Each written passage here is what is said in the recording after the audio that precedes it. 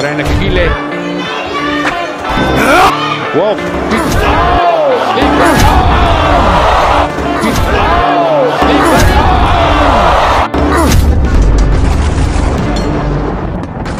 Isa sa inabangan ngayon sa Philippine Boxing ang mga laban ni tugtubong kanduni sa Negros Occidental na si J.R. Raquenel. 26 years old na may 16 wins at 13 knockouts sa kanyang kartada na binansagang The Dreamer na talagang malakas ang mga suntok. Bago matapos to is the... Oh, nice body! Nice body! Hindi ko pa nasasabi, partner. Yun na nga. Even before you said that, of course, that...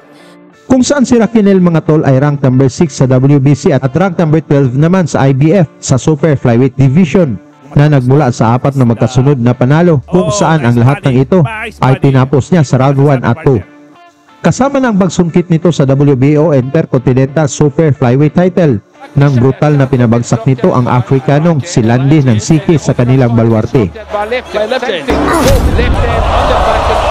Isang malaking laban ang dumating kay Raquenel mga tol. Sa unang pagkakataon ay dumayo ito sa Mexico para sa WBC Silver World Super Flyweight title. Dito ay makakalaban ni Raquenel mga tol ang kinatatakutang Mexican na si Yair Frank Alan Verdugo na may 17 wins, walang talo at 12 knockouts sa kanyang kartada na gaganapin sa Hermosillo, Sonora, Mexico. Hindi ito basta-bastang kalaban si Verdugo mga tol dahil sa 17 nitong panalo. 12 dito ang kanyang pinabagsak. Kaya may turing itong future world champion ng mga Mexicano at sa balwarte pa nito gaganapin ang laban. At bumiktima na ito ng maraming Pinoy kasama na si Jervin Mama na tinapos lang nito sa round 4. Experiencias en poderes y escuchamos la tarjeta de Don Lama. Escuchamos la tarjeta de Don Lama. 10 puntos para Jair. Ngunit bago ang laban, atin mo nang balikan itong laban ni Raquenel kontra sa isang undefeated champion mismo sa kanilang balwarte.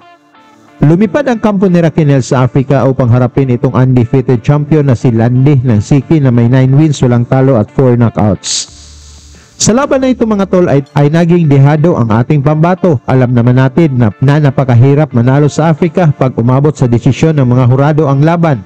Kaya kailangan dito patulugin ang kalaban upang makaiwas sa dayaan.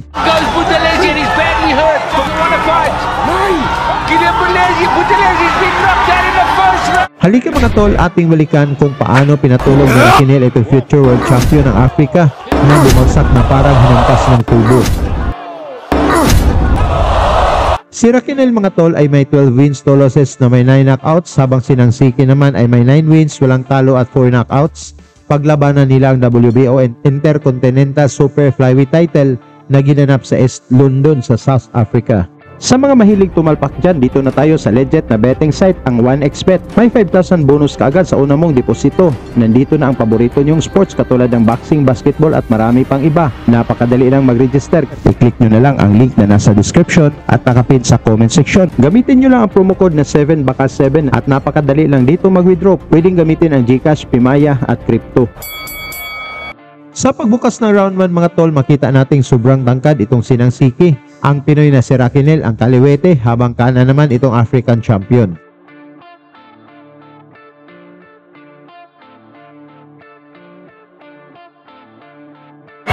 Down goes the South African from Dili Manga.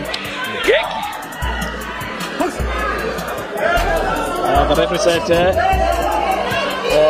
was not a knockdown.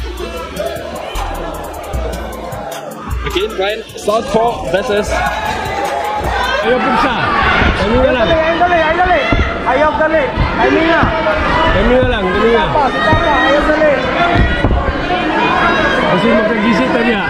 Ayaw dali.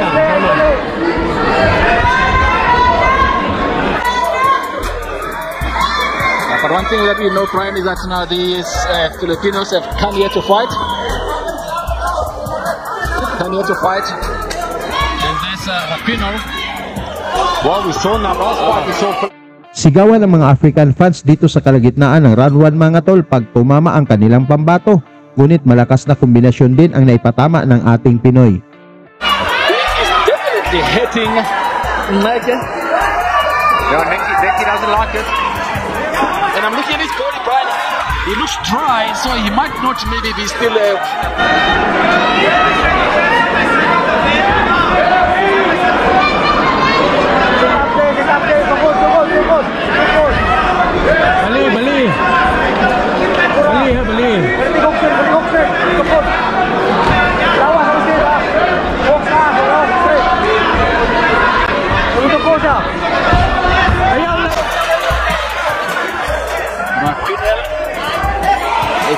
holding anything big. This is over 12 rounds. It is for the vacant WBO International Junior Bantamweight over 12 rounds. Kita kayo, kita. Ilalom, ilalom. Ilalom. Ayaw pang dahil, parang hindi kayo gigil ba? Depende sa hangin. Hangin. Now Mike now starting to come out of his shell now.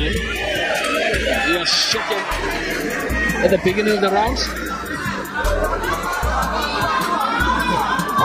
JR has showed that he's come to fight, there's no doubt about that. And he's not also waiting to worry about now the rounds, the 2 rounds. He says, I don't care 12 rounds or not, I'm going to start very, very fast. Pagkatapos ng round 1, talagang nakangiti na itong mga African fans na nag-aabang kung paano pababagsakin ni ng Siki itong si Kabayan. Sa round 2 mga tol, naging matyaga ang dalawang fighters, pinag-aralan kung paano pasukin ang depensa ng bawat isa. Let's see Brian if Mikey has warmed up and he'll be able to do something. But one thing I can tell you, Brian, this fight here is not going to be the last fight now. It was a bit quiet after the first 6 rounds. And a bit of rugby there, so you are winning the first round. Definitely won the first round, Brian. Definitely won the first round, Brian. And now Mikey is trying to come back into the fight now, hoping to win a round number 2. He cannot afford to win the first 2 opening rounds in a row.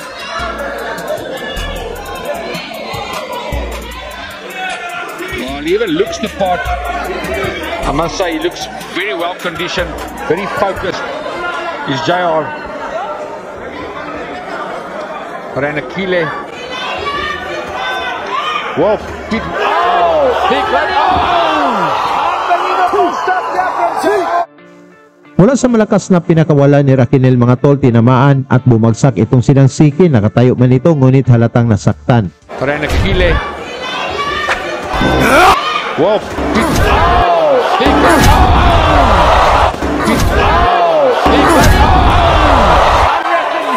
Ranakile from the Philippines.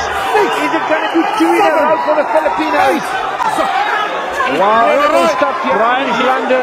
Dahil dito inatake na kaagad ito ni Raquel mga tol, ngunit tinigil ito ng referee. Akala mo tapos na ang laban, pinagpapahinga lang pala nito ang kanilang boxer. He's still very, very, very unsteady on his legs. Let's see if he'll be finishing the referee Thompson. It's over. Wow. Dito na siya binanata ni Raquel mga tol, at dahil dito tinapos na ng referee ang laban. Panalo si Raquel mga tol via technical knockout sa round 2 at naging WBO champion. Tungkol naman sa performance ni Raquel mga tol, may chance kaya itong maging world champion. Suportahan na lang natin si Raquel sa kanyang laban punta sa Mexican na si Verdugo ngayong September 28, 2024 na gaganapin sa Mexico. Lagi niyong sundan, huwag magpapahuli. Pag-usapan ni bakbakan, balita niya at laban. Mga Pinoy na di nagpapagapi. Salamat sa mga suporta na lagi nandyan.